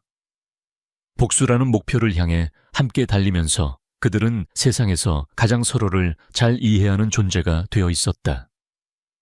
그녀의 차가웠던 마음에 따뜻한 온기가 퍼져나갔다. 그녀는 대답 대신 처음으로 그를 향해 진심으로 환하게 웃어 보였다. 그 미소 하나로 모든 대답은 충분했다. 1년 후 한유진의 새로운 브랜드 보나본 A의 론칭 행사장. 행사장은 수많은 기자들과 업계 관계자 그리고 축하객들로 발 디딜 틈이 없었다. 보나는 출시와 동시에 정직한 성분과 뛰어난 품질 그리고 윤리적 경영 철학으로 시장의 폭발적인 반응을 얻고 있었다. 단상에 선 유진은 이전보다 더욱 자신감 넘치고 편안한 모습으로 연설을 하고 있었다. 그녀의 회사에는 과거에 의리 있는 동료들과 이제는 든든한 재무 책임자가 된 오영민 부장도 함께하고 있었다. 진정한 아름다움은 자신을 사랑하는 것에서 시작됩니다. 그녀의 연설이 끝나자 우레와 같은 박수가 터져 나왔다. 수많은 인파 속에서 유진의 시선은 한 곳을 향했다. 권지훈이었다. 그는 VIP석이 아닌 평범한 손님들 사이에 섞여 오직 그녀만을 자랑스러운 눈빛으로 바라보고 있었다. 두 사람의 눈이 마주쳤다. 그리고 약속이라도 한 듯 함께 미소 지었다. 그것은 모든 시련을 이겨낸 승리자의 미소이자 함께 열어갈 빛나는 미래에 대한 약속이었다. 차가운 복수의 폭풍우는 완전히 그치고 두 사람의 인생에 새로운 태양이 떠오르고 있었다. 민설이 씨, 당신 오늘부로 해고야. 최 이사의 차가운 목소리가 고급 호텔의 회의실 안을 가득 채웠다.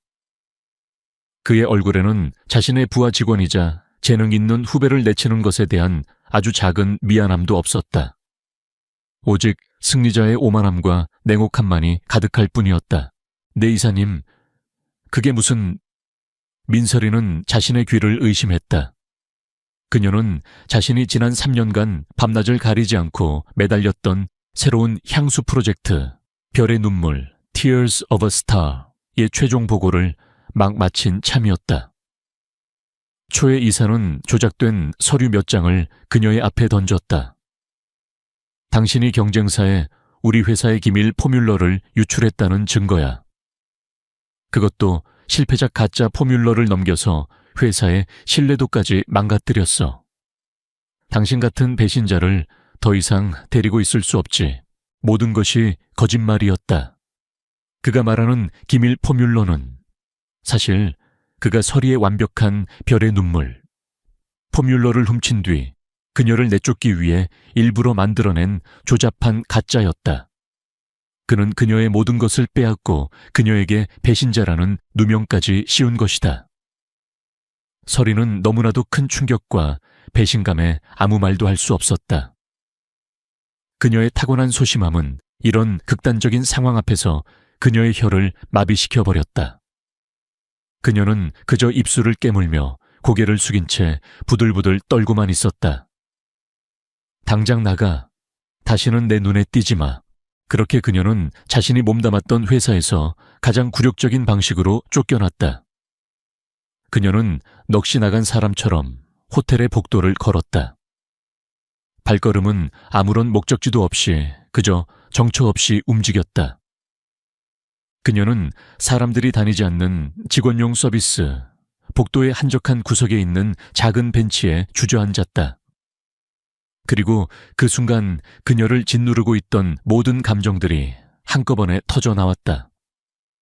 억울한 분노, 배신감, 그리고 자신의 꿈이 산산조각 났다는 절망감. 그녀는 어린아이처럼 소리내어 울기 시작했다. 그녀의 손에는 작은 샘플 유리병 하나가 꼭 쥐어져 있었다. 바로 진짜 별의 눈물. 그녀의 영혼과도 같은 마지막 작품이었다. 한편 같은 호텔의 다른 층. 국내 최고의 럭셔리 그룹 오너스 더 어너스, 이 한태호 회장이 막 중요한 회의를 마치고 나오는 중이었다. 그는 업계에서 황금코라는 별명으로 불릴 만큼 절대적인 후각을 가진 인물이었다. 그는 방금 전 최 이사가 들고 온 새로운 향수에 대한 투자 제안을 검토하고 온 길이었다. 하지만 그는 실망했다. 최 이사가 자랑하던 그 향수는 그저 그런 평범한 향기일 뿐 어떤 영감도 주지 못했다. 그가 복도를 지나가던 순간 그의 발걸음이 멈칫했다. 어디선가 아주 희미하지만 한 번도 맡아본 적 없는 지극히 매혹적인 향기가 바람을 타고 날아오고 있었다. 그것은 단순히 좋은 향기가 아니었다. 그 안에는 이야기가 있었다. 깊은 슬픔과 그 슬픔 속에서도 반짝이는 별빛 같은 순수함, 그리고 누구도 흉내 낼 수 없는 고귀함이 담겨있는 살아있는 향기였다. 그의 황금콧과 난생 처음으로 경험하는 완벽한 향기. 그는 홀린 듯 향기가 흘러나오는 곳으로 발걸음을 옮겼다. 그곳은 한적한 서비스 복도였고 한 젊은 여자가 작은 벤치에 앉아 서럽게 울고 있었다. 태호는 원래 다른 사람의 일에는 전혀 관심이 없는 차가운 남자였다. 하지만 그의 코를 자극한 그 경이로운 향기가 그의 발목을 붙잡았다. 그는 여자가 손에 꼭 쥐고 있는 작은 유리병에서 그 향기가 새어나오고 있다는 것을 알 수 있었다. 그는 여자에게 다가갔다. 인기척을 느낀 민설이가 눈물로 얼룩진 얼굴을 들었다. 그녀는 자신의 앞에 서 있는 완벽한 수트를 입은 압도적인 존재감의 낯선 남자를 보고 겁에 질려 몸을 움츠렸다. 남자는 아무 말 없이 자신의 재킷 안주머니에서 깨끗하게 다려진 실크 손수건을 꺼내 그녀에게 건넸다. 그리고는 그의 깊고 낮은 목소리가 그녀의 절망 속으로 파고들었다. 그는 그녀의 눈물이나 그녀의 슬픔이 아닌 오직 그녀의 손에 들린 작은 유리병을 보며 물었다. 그 향수 당신 겁니까? 그 한마디가 그녀의 멈춰버린 세상의 톱니바퀴를 다시 움직이게 만들 것이라는 것을 두 사람 모두 아직 알지 못하고 있었다. 한태호 회장의 낮은 질문에 민설이는 깜짝 놀라 그를 쳐다보았다. 이 압도적인 존재감의 남자가 왜 자신의 향수에 관심을 보이는 걸까?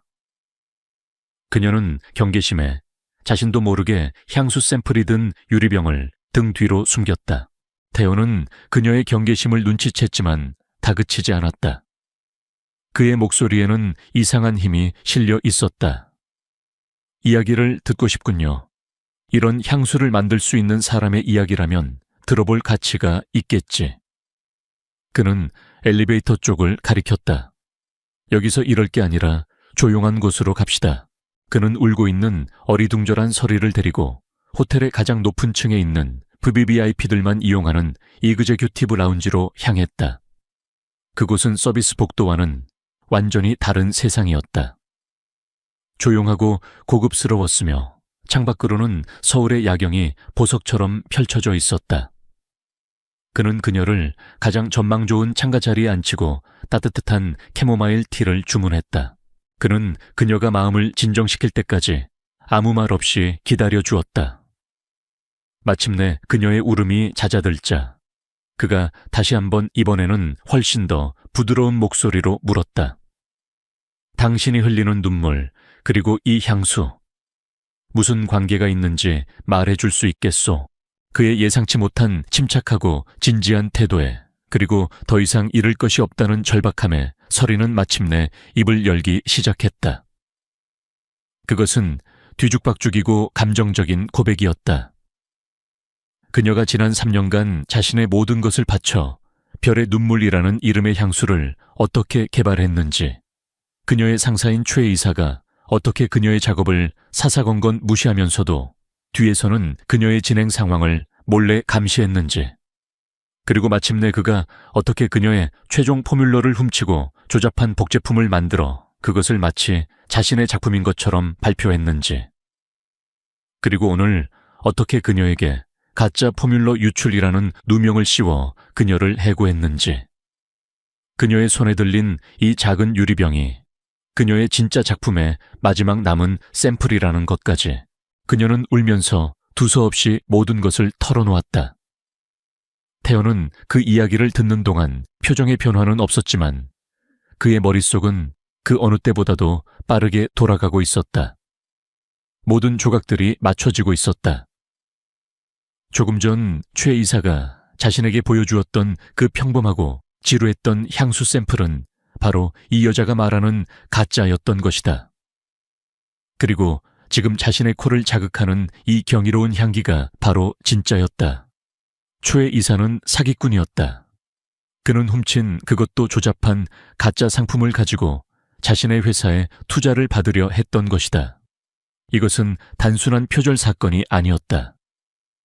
수백억 원이 오고 갈 수 있는 거대한 투자 사기극이었다. 향기에 대한 그의 순수한 관심은 이제 차가운 전략적 계산으로 바뀌고 있었다. 그는 눈앞에 무너져 내린 여자를 바라보았다. 그는 그녀에게서 단순히 피해자가 아닌 천재적인 창조자이자 이 사기극의 핵심 증인을 보았다. 그는 제안을 했다. 그것은 자선이 아니었다. 비즈니스 제안이었다. 민설이 씨. 그가 처음으로 그녀의 이름을 불렀다. 당신의 그 눈물이, 그리고 당신의 그 향수가 진짜라는 것을 증명하고 있어. 나는 당신의 복수를 돕지. 그리고 당신의 명예와 그 향수를 되찾아 주겠소. 그의 목소리에는 거부할 수 없는 힘이 있었다. 그 대가로 당신은 나를 도와야 하오. 나는 당신의 그 향수, 그리고 향수에 대한 당신의 전문적인 지식이 필요해. 최 이사의 그 추악한 사기극을 만천에 증명해야 하니까 서리는 충격에 휩싸였다.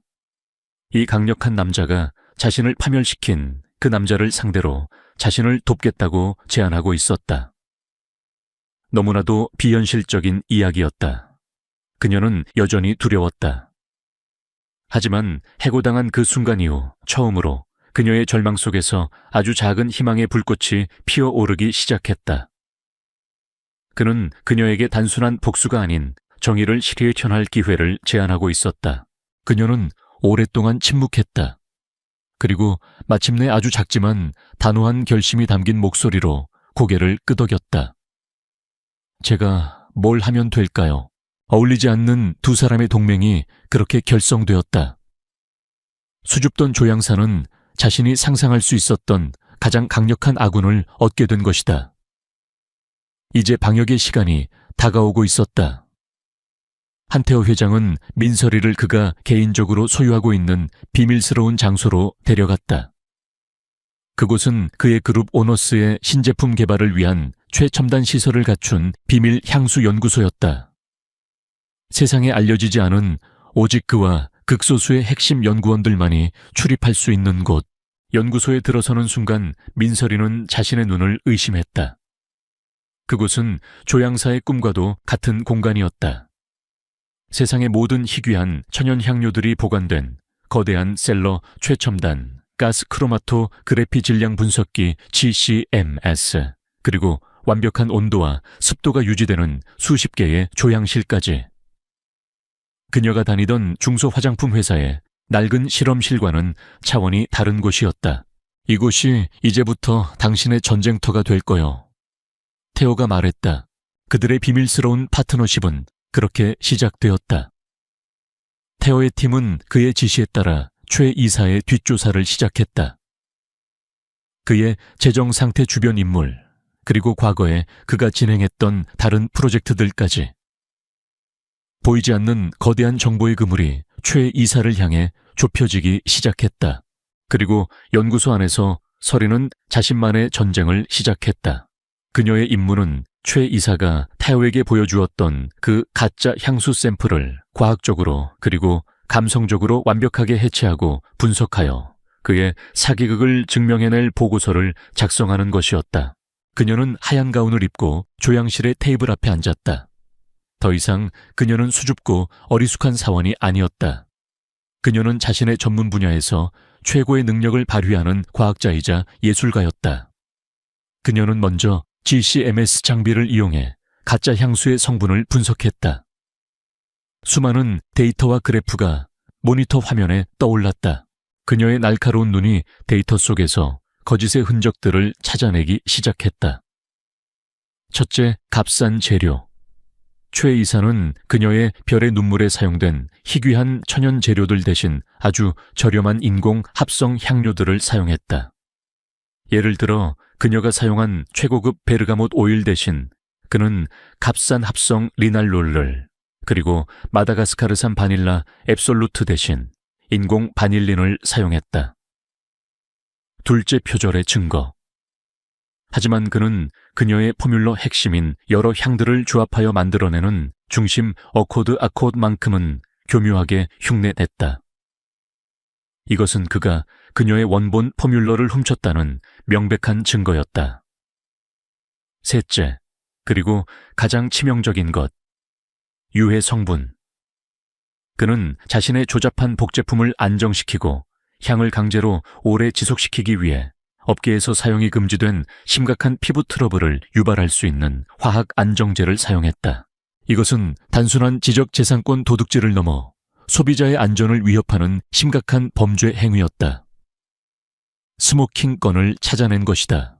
그녀는 며칠 밤낮을 세워가며 상세하고 전문적인 기술 보고서를 작성하기 시작했다.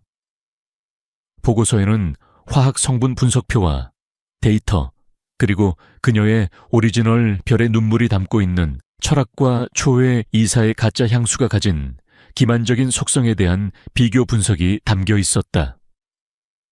그녀의 보고서는 초회 이사의 향수가 단순한 표절작이 아니라 소비자에게 잠재적인 건강상의 위험을 초래할 수 있는 사기 제품이라는 것을 명백히 증명하고 있었다. 보고서를 작성하는 동안 그녀는 서서히 변해가고 있었다. 향기와 과학의 세계 속에서 그녀의 수줍음은 사라지고 그 자리에는 전문가로서의 자신감과 확신이 자리 잡았다. 그녀는 테오와 함께 연구소에서 밤을 새우며 자신의 발견에 대해 조리 있게 설명했다. 타요는 그녀의 명석함과 정확함, 그리고 향에 대한 깊은 철학에 감탄했다. 두 사람 사이에는 상사와 부하 직원의 관계가 아닌 서로의 전문성을 존중하는 파트너로서의 유대감이 형성되고 있었다. 마침내 그녀의 보고서가 완성되었다. 그것은 최 이사의 모든 것을 파괴할 수 있는 강력한 무기였다. 바로 그때 테어의 비서인 조 비서가 그들만의 비밀 연구소로 들어왔다. 그의 손에는 최 이사에 대한 1차 뒷조사 결과 보고서가 들려 있었다. 회장님 알아냈습니다. 최 이사는 최근 불법 도박으로 인해 막대한 빚을 지고 있으며 그의 모든 재산은 압류 직전의 상태입니다. 이제 모든 것이 명확해졌다. 범행의 동기. 그는 자신의 도박 빚을 갚기 위해 서리의 향수를 훔치고 회사를 팔아넘기려 했던 것이다. 한태호 회장은 서리가 작성한 기술 보고서와 조 비서가 가져온 조사 보고서를 나란히 놓고 보았다. 범행의 동기와 범행의 과학적 증거, 모든 것이 준비되었다. 그는 새로운 존경심이 담긴 눈으로 서리를 바라보았다. 최 이사를 완전히 끝장낼 시간이야. 그들의 방역의 1단계는 성공적으로 끝이 났다. 이제 남은 것은 무대 위에서 진실을 세상에 알리는 것뿐이었다. 최 이사는 자신의 인생이 정점에 이르렀다고 생각했다. 그는 한태호 회장의 오너스 그룹과의 회사 매각 협상을 성공적으로 이끌고 있었다. 한 회장은 최 이사가 선보인 가짜 향수의 가능성을 높이 평가하는 듯 보였고, M&A 협상은 순조롭게 진행되고 있었다. 그는 이제 이 지긋지긋한 도박 빚에서 벗어나 거액의 현금을 손에 쥐고 오너스 그룹의 고위 임원 자리까지 보장받게 될 터였다. 그는 자신의 성공에 취해 점점 더 오만하고 방심하기 시작했다. 그는 자신을 성가시게 했던 그 어린 조향사 민설이를 완전히 잊어버렸다. 그에게 그녀는 이제 길게 버려진 돌멩이만도 못한 존재였다.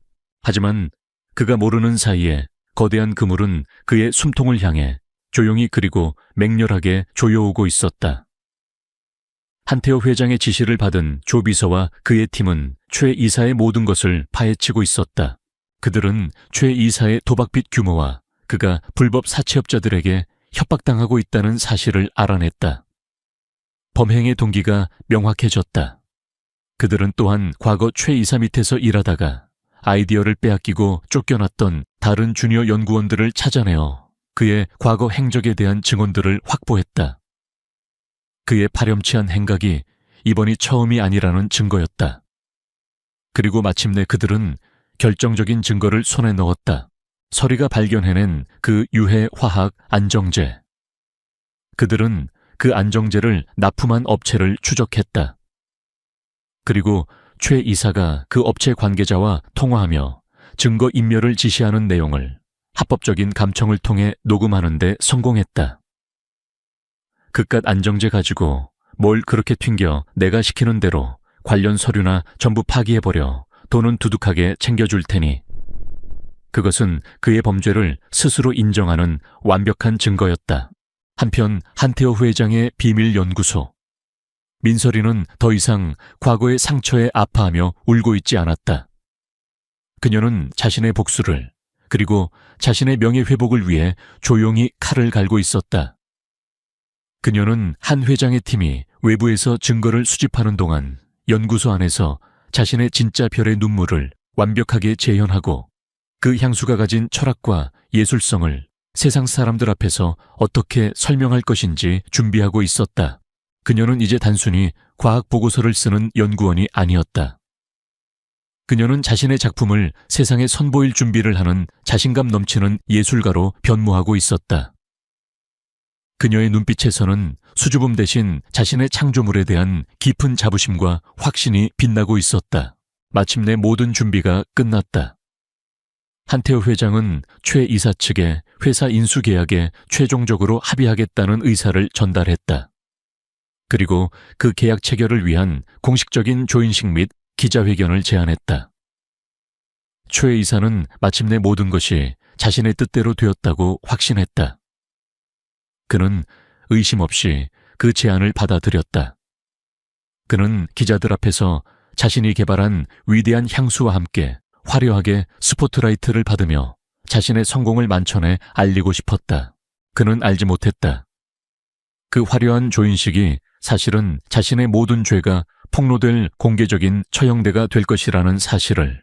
조인식 전날 밤, 최 이사는 자신의 호화로운 아파트에서 최고급 샴페인을 터뜨리며 자신의 장밋빛 미래를 축하하고 있었다. 그는 곧 모든 빚을 청산하고 돈과 명예를 모두 손에 쥔 승리자가 될 터였다. 그는 거울 앞에 서서 내일 기자들 앞에서 할 연설을 연습했다. 그의 얼굴에는 오만함과 탐욕이 가득했다. 같은 시각 민설이는 연구소의 조향실에 홀로 앉아 있었다. 그녀의 앞에는 완벽하게 재탄생한 그녀의 작품 별의 눈물이 놓여 있었다. 그녀는 조용히 그 향기의 첫 노트를 맡았다. 그 안에는 그녀가 겪었던 슬픔과 절망하지만 그 모든 것을 이겨낸 희망과 순수함이 담겨 있었다. 그녀는 내일 자신의 모든 것을 걸고 이 진실의 향기를 세상에 알려야 했다. 그녀는 두려웠지만 물러서지 않을 터였다. 반역자의 거짓된 자부심과 창조자의 진실된 자부심이 마침내 정면으로 충돌할 시간이 다가오고 있었다. 최종 계약 및 신제품 발표회 전날 밤, 한태호 회장의 비밀 연구소에는 무거운 긴장감이 감돌았다. 한태호와 조 비서 그리고 민설이 단 3사람이 마지막 작전 회의를 하고 있었다. 계획은 이렇습니다. 조 비서가 내일의 계획을 브리핑했다.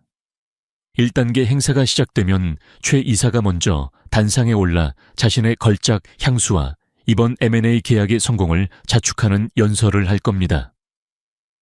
2단계 그의 연설이 끝나면 회장님께서 무대에 오르십니다. 처음에는 그를 칭찬하며 우리 그룹의 정직과 품질의 철학에 대해 이야기하며 그를 방심하게 만듭니다. 3단계, 그리고 저희가 수집한 증거들을 하나씩 공개합니다. 그의 도박빚 과거의 표절 행적에 대한 증언들, 그리고 결정적으로 그가 증거인멸을 지시하는 통화 녹음 파일. 이로써 그의 신뢰도를 완전히 무너뜨립니다. 그리고 마지막 4단계, 조비서의 시선이 서리에게 향했다. 회장님께서 이 향수의 진짜 주인을 무대 위로 부를 겁니다. 바로 민설이 씨, 당신입니다. 당신은 그 자리에서 당신의 진짜 별의 눈물이 어떤 향수인지, 그리고 최 이사의 것이 얼마나 조잡한 가짜인지를 증명해야 합니다. 모든 계획을 듣고 서리의 얼굴이 하얗게 질렸다. 그녀는 수백 명의 기자들과 투자자들, 그리고 업계의 모든 거물들이 지켜보는 앞에서 자신을 파멸시킨 그 남자를 상대로 자신의 작품을 변호해야만 했다. 제가 과연 할 수 있을까요? 저 같은 사람이 그렇게 많은 사람들 앞에서. 그녀의 목소리가 염소처럼 떨렸다. 그녀는 자신이 쓴 완벽한 기술 보고서와 그녀가 만든 아름다운 향수를 보았다. 하지만 그것을 세상에 알릴 용기가 자신에게는 없다고 생각했다. 그녀의 타고난 수줍음과 과거의 트라우마가 그녀의 발목을 붙잡고 있었다. 그때 한태호 회장이 조용히 그녀의 앞에 다가왔다. 그는 그녀가 만든 별의 눈물, 샘플병을 집어들고 그 향을 깊이 들이마셨다. 그리고는 그녀의 눈을 보며 나지막이 말했다. 이 향수에는 당신의 이야기가 담겨 있어.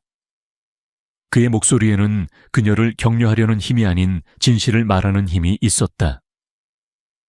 지난 3년간 당신이 겪었던 슬픔 절망하지만 그 모든 것을 이겨낸 순수함과 희망. 이 향기는 거짓말을 할 수 없는 당신의 영혼 그 자체야. 그는 서리의 어깨에 손을 얹었다. 내일 당신은 그저 말하는 것이 아니오. 당신은 이 향수가 스스로 자신의 목소리를 내도록 길을 열어주는 것뿐이야. 다른 사람들을 보지 마시오. 초의 이사도 보지 마시오. 오직 당신의 작품만을 믿으시오. 그리고 나는 그런 당신을 믿겠소. 그의 말은 마법과도 같았다.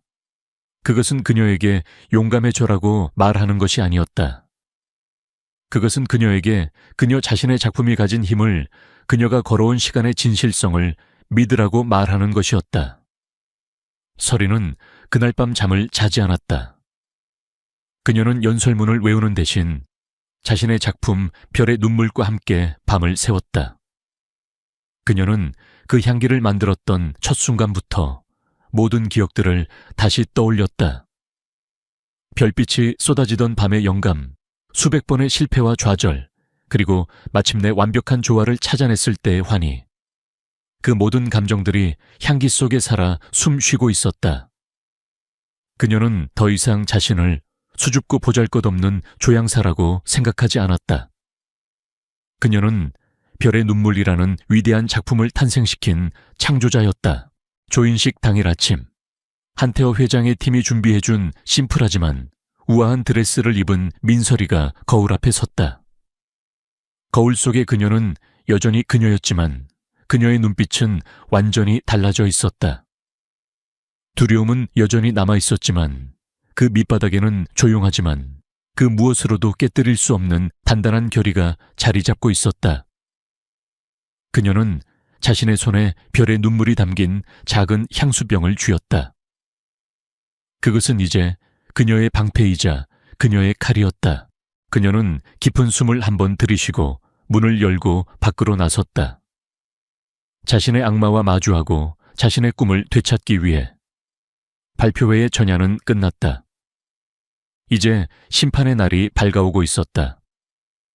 계약 조인식 및 신제품 발표회가 열리는 호텔의 그랜드 볼룸. 수백 명의 기자들과 투자자들 그리고 업계 관계자들이 모여 새로운 스타의 탄생을 기다리고 있었다. 단상 위 화려한 조명 아래 최 이사는 세상의 중심에 선 주인공이었다. 그는 자신만만한 미소와 함께 자신의 걸작과 이번 M&A의 성공에 대해 열변을 토했다. 여러분, 지금부터 여러분께서는 향수의 역사를 새로 쓸 위대한 작품을 만나보게 될 것입니다. 그는 비장하게 선언하며 자신의 향수를 공개했다. 평범하고 대량 생산된 듯한 아무런 개성도 없는 향수병. 직원들이 행사장에 그 가짜 향수를 뿌리기 시작했다. 향기는 나쁘지 않았다. 하지만 그저 그런 어디서나 맡아볼 수 있는 영혼 없는 인공의 향기일 뿐이었다. 기자들은 의무적으로 플래시를 터뜨렸고 투자자들은 예의 바른 표정으로 고개를 끄덕였다. 최 이사는 자신의 성공에 완전히 도취해 있었다. 그의 연설이 끝나고 마침내 한태호 회장이 무대 위로 올라왔다. 그는 처음에는 최 이사의 노력을 칭찬하며 여유로운 미소로 입을 열었다. 우리 오너스 그룹은 언제나 진실성을 가장 중요한 가치로 여겨왔습니다. 제품에 대한 진실성 그리고 사람에 대한 진실성 말입니다. 그의 목소리가 점차 차가워지기 시작했다. 그런데 최 이사님, 당신의 삶은 그리고 당신의 작품은 과연 진실성이라는 단어에 어울리는 것일까요? 그는 등 뒤에 거대한 스크린을 가리켰다. 화면에는 최 이사의 이름으로 된 수십억 원의 불법 도박빚 내역서가 떠올랐다. 이것이 당신이 말하는 진실성입니까? 행사장이 술렁이기 시작했다. 기자들의 눈이 번뜩였다. 최 이사의 얼굴이 하얗게 질렸다. 하지만 이것은 시작에 불과했다. 다음으로 스피커를 통해 최 이사가 증거인멸을 지시하던 그의 목소리가 행사장에 울려 퍼졌다. 그깟 안정제 가지고 뭘 그렇게 튕겨. 내가 시키는 대로 관련 서류나 전부 파기해버려. 아니야. 저건 조작된 거야. 최 이사가 소리쳤지만 그의 목소리는 거대한 소음 속에 묻혀버렸다. 한태호 회장은 마지막 일격을 가했다. 그리고 당신이 방금 선보인 저 향수 역시 가짜입니다. 스크린에는 민설이가 작성했던 기술 보고서가 나타났다. 값싼 합성 원료 그리고 사용이 금지된 유해화학 안정제 성분표. 이제 사건은 단순한 기업 사기극이 아니라 소비자의 안전을 위협한 공공의 문제가 되었다. 그렇다면 진짜는 누구의 것인지 직접 확인해 보시죠. 한태호 회장이 말했다. 이 향수의 진짜 주인을 이 자리에 모시겠습니다. 그는 무대 한쪽을 향해 손짓했다. 모든 시선이 그곳으로 향했다. 문이 열리고 민설이가 걸어 나왔다. 그녀는 더 이상 복대서 울고 있던 겁 많던 여직원이 아니었다. 그녀는 단정하고 우아한 모습에 자신감 넘치는 한 명의 전문가였다. 그녀는 최 이사는 쳐다보지도 않고 오직 청중을 향해 섰다. 그녀는 기술적인 이야기를 하지 않았다. 그녀는 자신의 향수, 별의 눈물에 담긴 이야기를 시작했다. 저는 이 향수의 가장 깊은 절망 속에서도 밤하늘의 별을 보며 희망을 잃지 않는 한 사람의 영혼을 담고 싶었습니다. 그녀의 진심 어린 이야기에 소란스럽던 행사장은 점차 조용해졌다. 그리고 마침내 그녀는 자신의 진짜 작품을 공개했다. 심플하지만 예술적인 곡선이 살아있는 마치 별의 눈물방울 같은 모양의 향수병. 그녀는 그 향수를 허공에 한번 뿌렸다. 그 순간 마법이 일어났다. 최 이사의 가짜 향수 냄새를 압도하는 경이롭고 신비로운 향기가 행사장을 가득 채웠다. 그것은 단순히 좋은 향기가 아니었다. 그 안에는 슬픔과 위로, 순수함과 희망, 그리고 고귀한 아름다움이 모두 담겨있는 살아있는 예술 작품이었다. 행사장의 모든 사람들이 숨을 죽인 채 그 향기에 매혹되었다. 냉소적이던 기자들조차 넋을 잃고 그 향기를 음미하고 있었다. 두 개의 향수. 그 차이는 더 이상의 설명이 필요 없는 완벽한 증거였다. 무대 위 스포트라이트 아래 민설이는 자신의 작품과 함께 당당하게 서 있었다. 그리고 무대 아래 최 이사는 보안 요원들에게 둘러싸인 채 바닥에 주저앉아 있었다. 그의 모든 것이 한순간에 무너져 내렸다. 진실은 그렇게 가장 아름다운 향기와 함께 세상에 그 모습을 드러냈다. 그날의 발표회는 대한민국 향수업계의 역사에 길이 남을 전설이 되었다. 최 이사는 그 자리에서 사기 및 소비자 안전 위협 등의 혐의로 경찰에 연행되었다. 그의 회사는 주가가 폭락하고 결국 헐값에 한태호 회장의 오너스 그룹에 인수되었다. 그의 화려했던 경력과 교활했던 야망은 그렇게 한순간에 무너져 내렸다. 그리고 그 폐허 속에서 새로운 별이 떠올랐다. 민설이. 상색에 걸작을 도둑맞은 비운의 천재 조향사. 그녀의 이야기는 언론을 통해 대대적으로 보도되었다. 그녀의 수줍음과 순수함, 그리고 그 안에 숨겨진 놀라운 재능과 용기는 대중들의 마음을 사로잡았다. 그녀는 하루아침에 대한민국에서 가장 유명하고 가장 사랑받는 조향사가 되었다. 몇 주 후 모든 것이 정리되었다. 한태호 회장은 이제는 자신의 그룹에 속하게 된 최 이사의 옛 회사로 서리를 불렀다. 그는 그녀를 과거 최 이사가 앉아있던 가장 전망 좋은 CEO의 사무실로 안내했다. 이제 이곳의 부패한 요소들은 모두 정리되었어. 그는 그녀에게 다시 한번 진심을 담아 감사를 표했다. 이제 당신의 별의 눈물을 우리 그룹의 새로운 플래그십 향수로 세상에 선보일 시간이요. 그는 그녀에게 파격적인 제안을 했다. 나는 이곳에 당신만을 위한 독립적인 향수 연구소를 만들어 주겠소. 완벽한 창작의 자유와 그룹의 모든 지원을 약속하지. 당신은 이제 그 누구의 방해도 받지 않고 당신만의 예술을 마음껏 펼치면 돼요.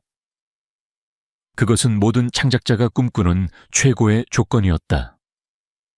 수줍던 조향사는 이제 자신의 운명을 스스로 결정하는 자유로운 창조주가 된 것이다. 그녀는 벅찬 감동과 함께 그 제안을 받아들였다. 몇 달의 시간이 흘렀다. 마침내 민설이의 별의 눈물이 세상에 공식적으로 출시되었다.